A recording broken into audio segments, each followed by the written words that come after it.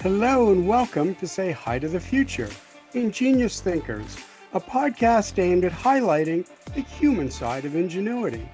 My name is Ken Tenser, curator of Say Hi to the Future, helping leaders think differently in the face of uncertainty and ambiguity. Better thinking, better outcomes. With me today is Elaine Alec, CEO of Naqsmist, which translates into many coming together as one. She is an expert in Indigenous planning processes and has extensive experience working with Indigenous governance and decision-making, and shifting systems and engagement pathways to support self-determination. Like this video if you enjoy our show, and subscribe to our channel. Leave us a comment with who we should interview next. Thank you for tuning in, and I hope you enjoy the show. Elaine Alec, welcome to Say Hi to the Future. Hi, thanks for having me today. So Elaine, I was listening to a series of your videos, and there was something you talked to, a coyote story, and I'm wondering if you can tell the viewers and listeners what that is, what it means. Yeah, so I am Sealch and Sechwapm, which is translated, I guess, into English is the Shuswap and the Okanagan Nation. So the Okanagan Nation is also known as Sealch and Skelch. And we are Sinclaip's people. We call ourselves Sinclaip's people. And Sinclaip in our language means coyote. And in our stories, we have a number of different stories in our teachings that represent different things. And so we have a group of stories called Sinclaip stories or coyote stories. And this is a story where the creator gave coyote power to transform things and change things and get the lands ready for the people to be, the people that were going to come to this land. Coyote had to tame the man-eating animals and to make sure that the land was okay for us to be here. And so as part of Sinclaip's journeys, they made mistakes, and they did good things, and they were rewarded and they were punished. But those stories taught us and they teach us a way to be in the world. And so they teach us how to be a good person. They teach us how to contribute in a good way to our family, how to contribute to our community and the nation. And they teach us how to take care of the land. And those coyote stories are also called coyote laws, because in those stories hold the laws of how we are to behave in the world.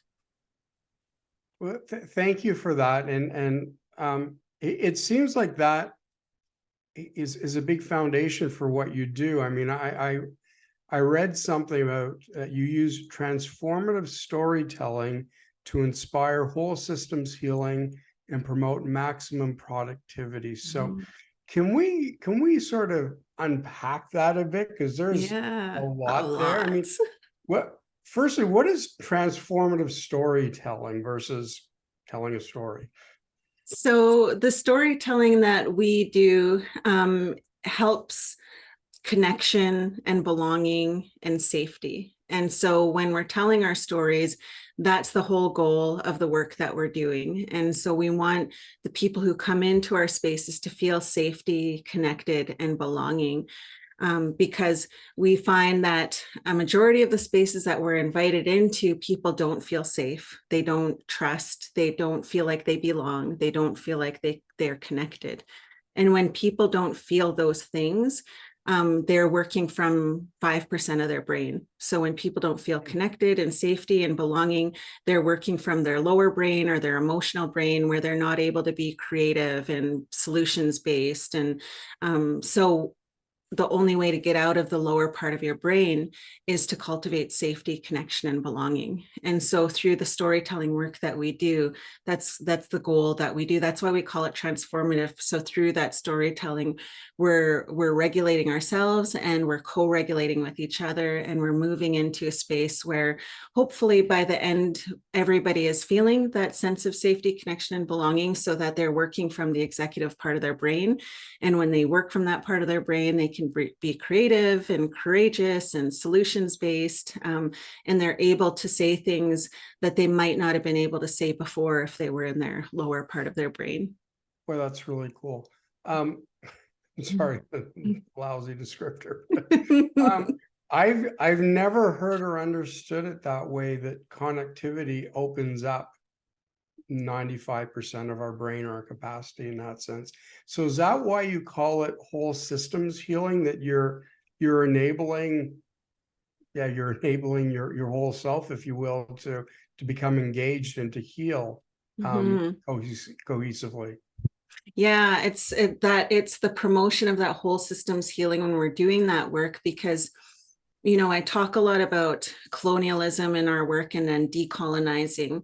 And people always say, well, what does colonialism mean to you? And I always say, to me, colonialism means systems based off of fear and control. And so if we want to decolonize our systems, we have to start working from that place of trust and faith and love. And when we do that, we're able to show up in different ways. And in order to do that, we have to do some healing. And so when we're coming into spaces, a lot of times people just want to get to business. They just want to let's get into the strategy. Let's start trying to figure out how to do this. And yet majority of us are working from 5% of our brain a majority of the time.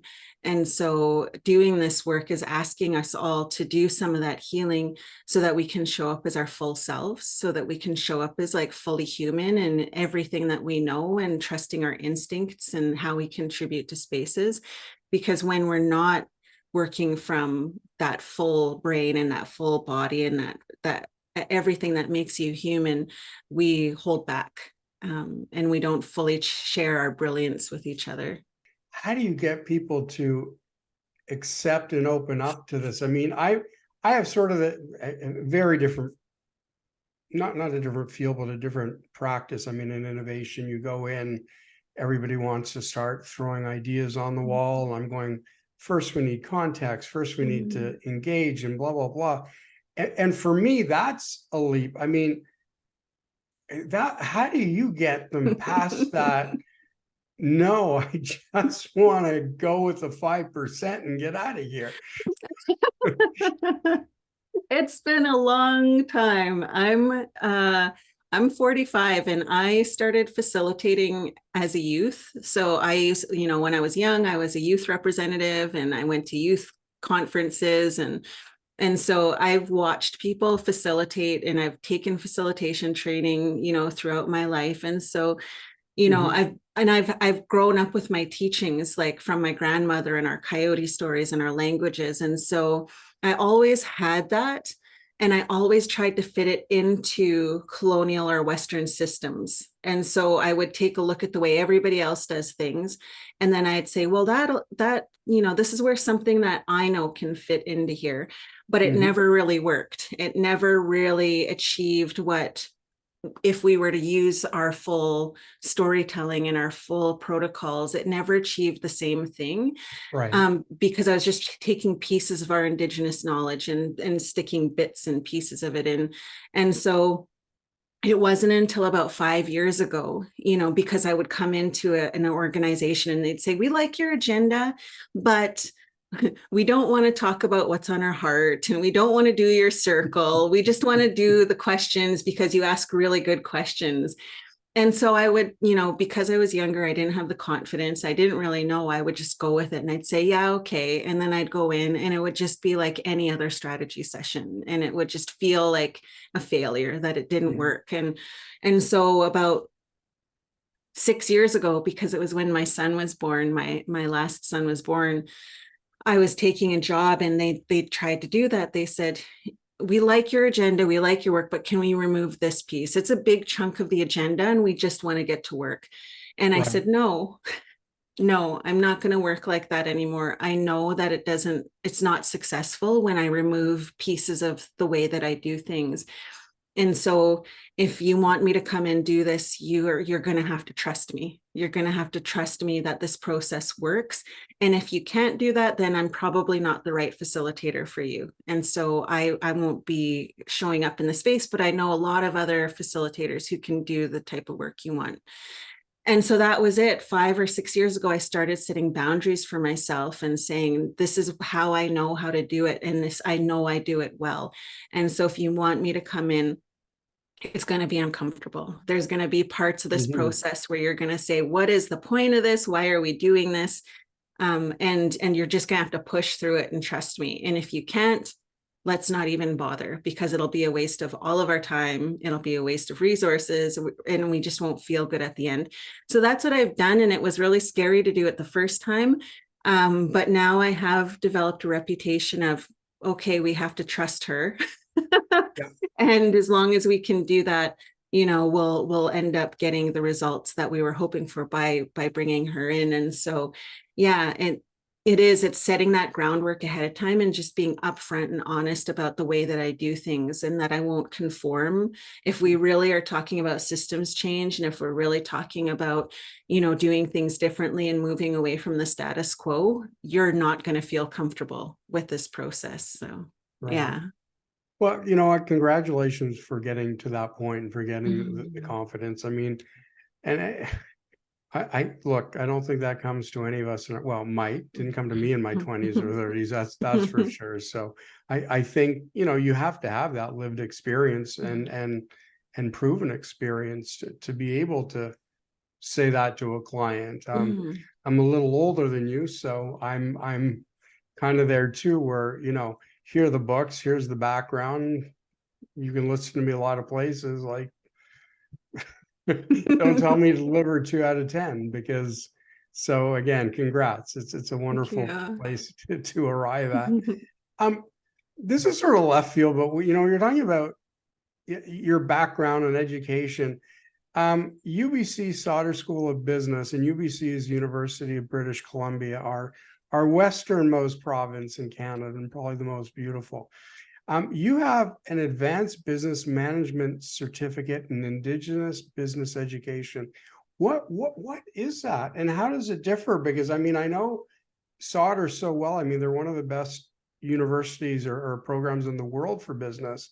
I had never heard of this certificate before preparing to meet you.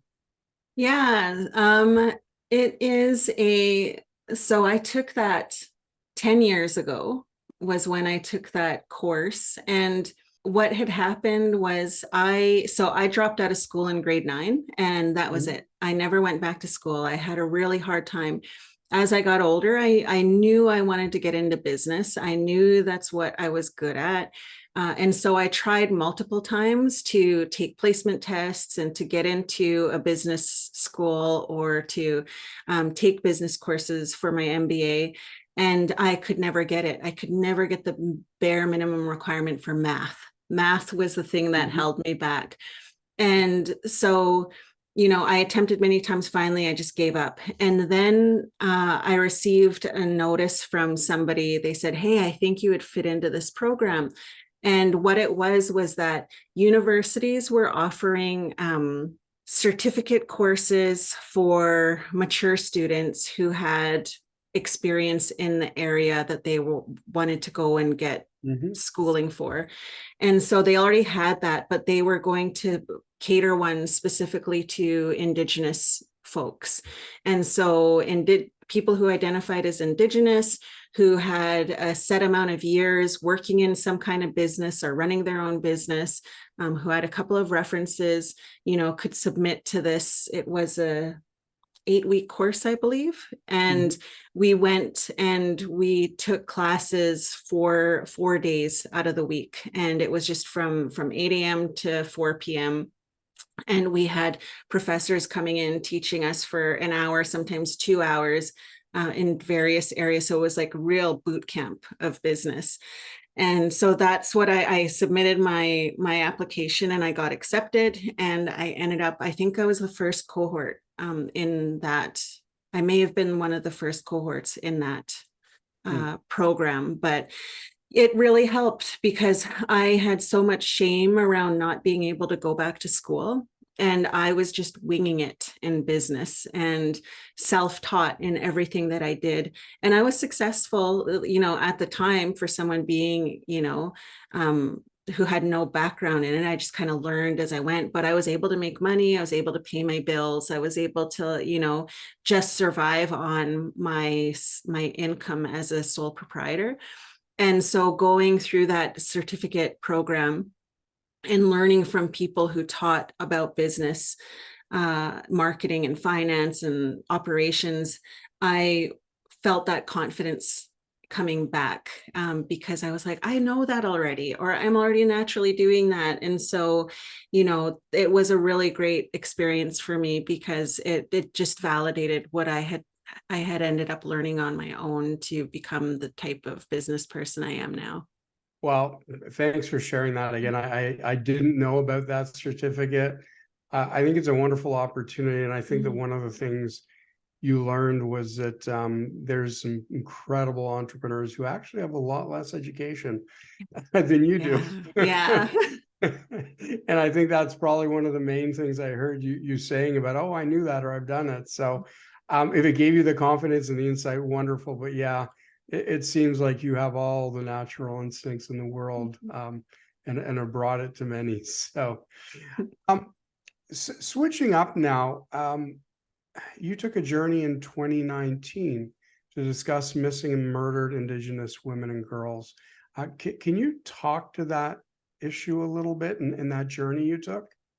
Yeah, so I was working with my former company, Alderhill Planning, and we partnered with the Ministry of Public Safety and Solicitor General for the province of British Columbia.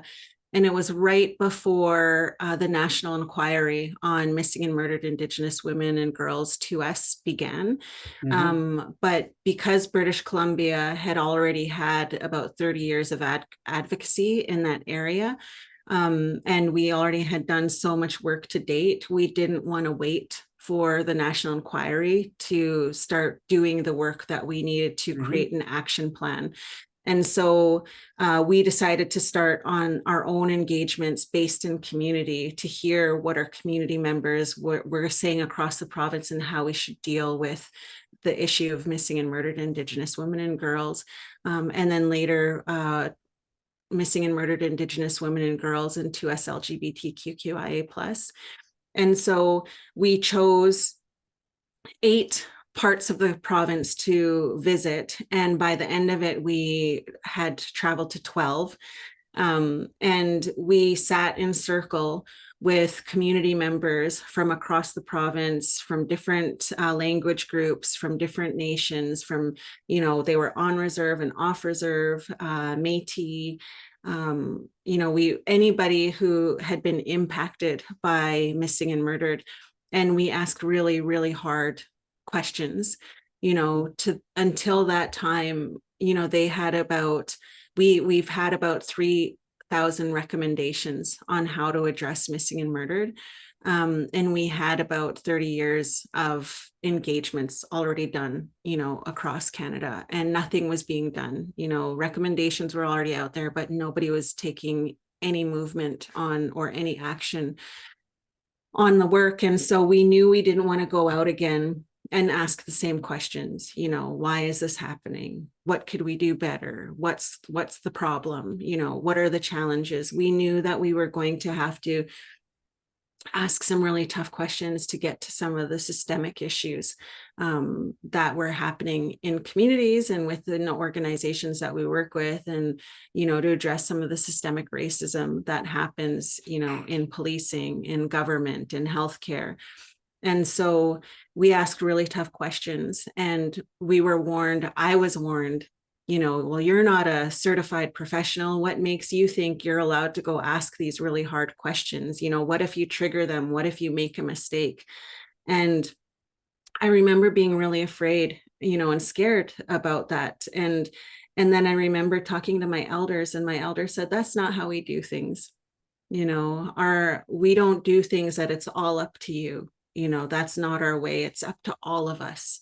It's our responsibility to take care of each other. And if something comes up, and if someone is triggered, and if someone is having a hard time, it's up to all of us to take care of that person.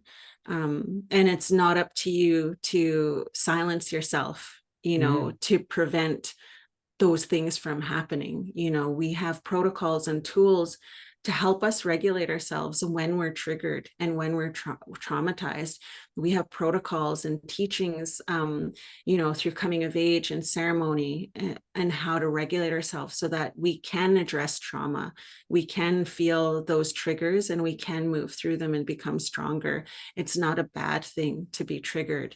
That's the difference between a colonial approach to trauma informed and a decolonial approach to trauma informed, because colonial trauma informed is really rooted in fear, really rooted in what if, and you better not, and, be careful, you're responsible. Whereas decolonial is very much based in that love, trust, and faith and how we show up. And so, yeah, it was that work changed my life, and it inspired and changed the direction of my career and where I am now. It inspired me, and it gave me courage to continue speaking out, because I heard so many stories during that time and in my time as the Union of BC Indian Chiefs Women's representative.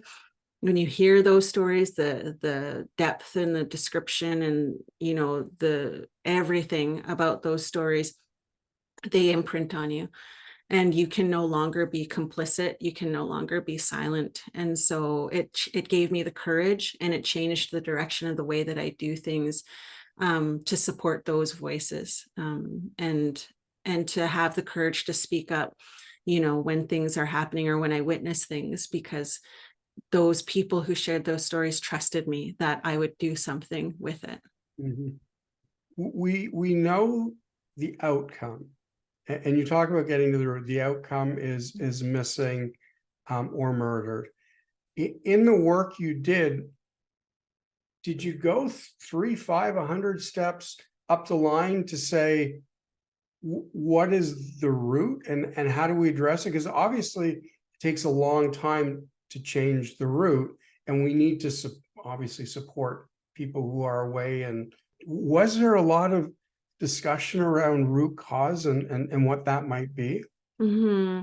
Yeah. And I think even that narrative around, it's so common in people that I talk to, even, our own Indigenous people, is that we have to do something to help them not get murdered. We have to change the narrative to, like, we need to stop people from murdering.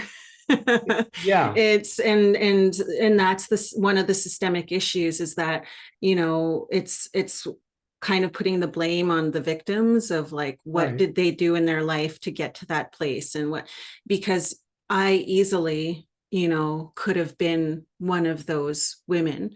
If my story and the things that I've gone through, I hitchhiked at 12 years old on the Highway of Tears. I'm lucky to be alive today. I have been put in the back of a van in the city of Vancouver and not known where I was going, and was lucky enough to get out. There's so many opportunities for me to have been murdered or missing.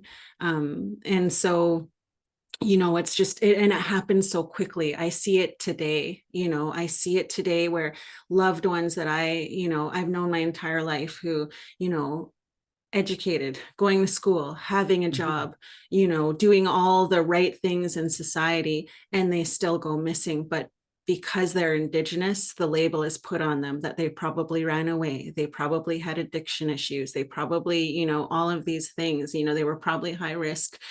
And that's not the case. And it's the way that media likes to label our women and our 2S LGBTQI plus and our men, where I see MMIWR now, which is missing and murdered Indigenous relatives, which encompasses all Indigenous people, because, it is, it's an issue, throughout our country. And so, I think about the problems with media. Media is a huge one.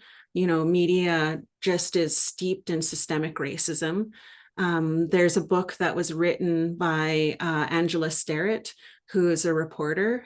She's an Indigenous woman from British Columbia, and her book is called Unbroken. And she talks about that systemic racism, and she talks about her experience as an Indigenous woman in media, and bringing some of those stories, like even fighting to have those stories heard, is a fight. The media really picks and chooses what they want to share. And we're constantly saying Canada has an issue with trauma porn. They only want to hear about the traumas of Indigenous people and see us as those victims.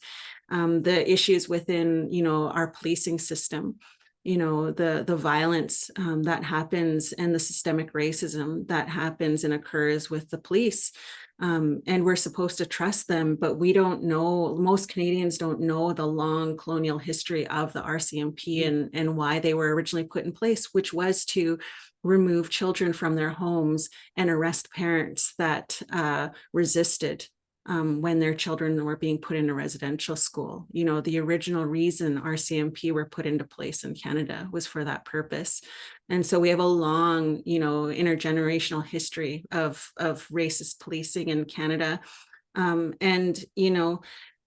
the thing always comes up, well, my brother's in policing and they're not like that, or those things. But the way that policing is set up, the systemic way, is all based on power and control and fear.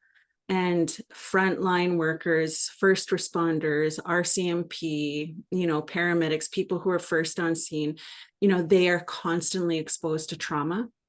And they are constantly being triggered. And we have so many people policing who are experiencing PTSD. And when you're in PTSD, the way that you react and respond to emergency situations, or, situations where it might not be safe or you're unsure, just elevates that situation. And so, there's so many things from the systemic racism that happens within recruitment, retention of RCMP, but also there's no support for them.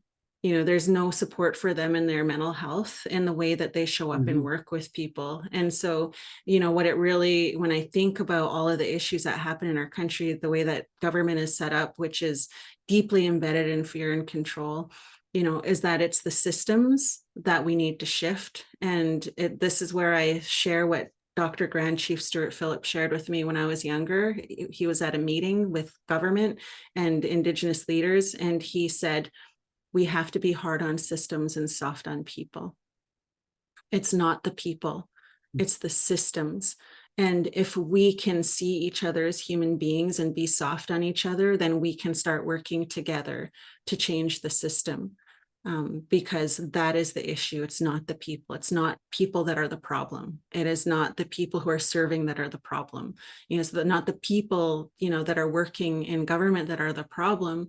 Majority of people want that positive change, but because of the systems that are deeply rooted in fear and control, we're all working from the lower part of our brain, and we're making mistakes, and we're dropping the ball, and we're being negative and cynical, and we're harmful. We're harming people because we're working within a system that does that to us. And so, it is so deeply rooted in so many spaces when it comes to, missing and murdered. And what are those things that we need to start shifting is, of course, the system, and it's systemic. And so it's going to take a really long time.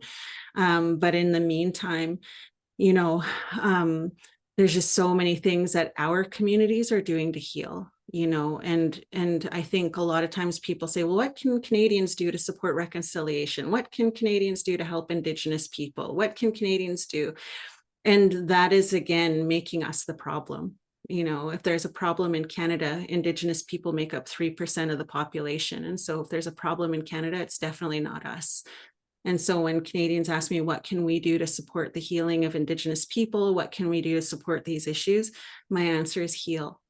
Heal yourself, understand yourself, know who you are, unlearn some of the ways that you might be upholding systemic racism, in ways that you might not even know, because even I, as an Indigenous woman, have to unlearn systemic racism. I have to unlearn how to stop upholding white supremacy, because I uphold white supremacy in my own ways as an Indigenous woman, because that's what we're embedded with, from the moment we step foot into systems, education systems, work situations, any of those spaces, they are meant to, conform us to be complicit to the system. And so, yeah, I say heal, because when you start healing, you become courageous, and then you have a voice, and then you can start saying things to start changing things. And when you talked about change, and you talked about hard on systems, soft on people. I mean, that I think that's critical. And I mean, the way you said it, it resonated because it's a better way than saying there are good people in policing or in paramedic or healthcare, because I believe there are, but I've never, boy, the trauma of not knowing what's on the other side of the door, no matter what neighborhood you're in, it's getting scarier and scarier. And to address it at its core through the systems and to provide the support for individuals. That seems like a pretty obvious to do that I don't think we're doing. So thank you for taking us through that. And I really do want to get to your book as well. We're running a little long, but I'm happy to run a little long if you are. And I'd love to hear more about Calling My Spirit Back, what it's about. And one of the things specifically, which I've, when listening to you again online, when you talked about alcohol has a spirit, please let me understand then what a spirit is and how it impacts us or the world we live in. Yeah, I wrote my book as a result of the work I did in 2019. And so that was why I had to write the book, was to have as a resource for folks who wanted to work with Indigenous communities. And, as I began to get it out there, I realized it was a resource for everybody. Like, so many people from so many different backgrounds reached out to me. Like, my core audience for this book was Indigenous folks or Indigenous women. But I was receiving letters, from successful, never lived in poverty white men who wrote me and said that they read my book and they connected with it. And so, and I think it's the humanness of the book and the rigorous honesty of the book that connects with humans. It doesn't matter who you are, where you come from, or what your background is. We're human beings who are hiding a majority of who we are because we're afraid of the world to see us, because we're taught to believe we have to be a certain way and to carry shame for the mistakes we make, and to, all of those things that we're taught, that we're just taught, that is wrong. You're not allowed to be that way. When the way to heal the world is to be the way we were told not to be. And so with that story, and I talk a lot about my alcoholism, which impacted my life, and people say, Elaine, how did you become so successful? What makes you so successful? And my answer is always sobriety. Without my sobriety, I wouldn't have my health. I wouldn't be a good mother. I wouldn't be a good business person. I wouldn't be all of these things. And so my number one focus always has to be my sobriety. And growing up, my mom was an alcoholic, but she got sober when I was 10. She started taking me to a lot of meetings, AA meetings. And so she used a lot of different ways to stay sober. And she introduced a lot of different ways to me to help keep me sober, because I started drinking when I was 12. And so, one of the things that I was taught through our ceremony, through, Indigenous ceremony from all over North America, my mom would travel with us. I heard that we all have a spirit. We're all born with a spirit. And that spirit takes care of us. And that spirit is what drives us and what gives us energy, and, what makes us the beautiful humans that we are. And that there are spirits living, outside of us. And, there's certain things that we're supposed to do to protect our spirit. And babies, the soft spot on a baby's head, we're taught that that's that spirit connection. And so until that heals over, the baby's spirit goes in and out. And so the baby's spirit travels freely while they have a soft spot. And so we have protocols. You're not allowed to bring babies to funerals. You're not allowed to bring babies to where there's a lot of heartache and sadness and grief, because there are spirits traveling at that same time. And so sometimes the baby spirit can mingle with those negative spirits or those grief spirits. And so if we do have babies in spaces like that, then we cover their head with a handkerchief. So we keep their spirit inside of them while they're in those grieving spaces. And So, growing up, I heard that alcohol has a spirit, and that when you consume alcohol or anything that alters your mind, it drives your spirit out. Your spirit doesn't like that feeling. It doesn't like the feeling of like that mind altering chemical that's inside of you. And so when you consume anything that's mind altering like alcohol, it drives your spirit out. And so that's one of the reasons why they say people have hangovers, why they don't feel good for a couple of days after they consume too much, because your spirit isn't with you. And so your body gets sick. It's missing your spirit. And so you don't have energy and you feel nauseous and you can't move and all of those things. And so it's not until you've been free from that mind altering chemical for 4 days where your spirit will come back. And so we have a lot of protocols around that you're not supposed to take part in certain activities if you've had alcohol in the last 4 days, because your spirit's not with you. And so, it was a really good tool in teaching to help keep kids sober too. That I know you want to do this, but you can't because you haven't been alcohol free for 4 days. That's starting to shift now. Because it's now seen as excluding, people who need support, who need ceremonial support. A lot of our medicine people and helpers have said, you can come, it doesn't matter if you haven't had, we'll still, help cultivate that sense of connection and belonging for you and your spirit, even though you haven't been sober for 4 days. But that was that whole piece, is that I drank, for a majority of my days from the age of 12 on and off until 30 years old.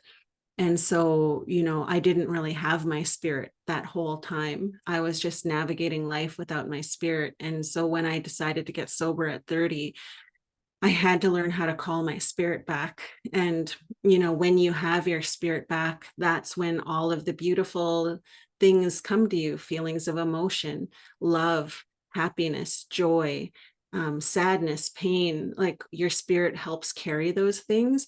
And so when you're drinking, you're numbing, you don't have a spirit to help you feel those things. And so you're just numb. You have no feelings. You're drowning the pain. You don't feel anything.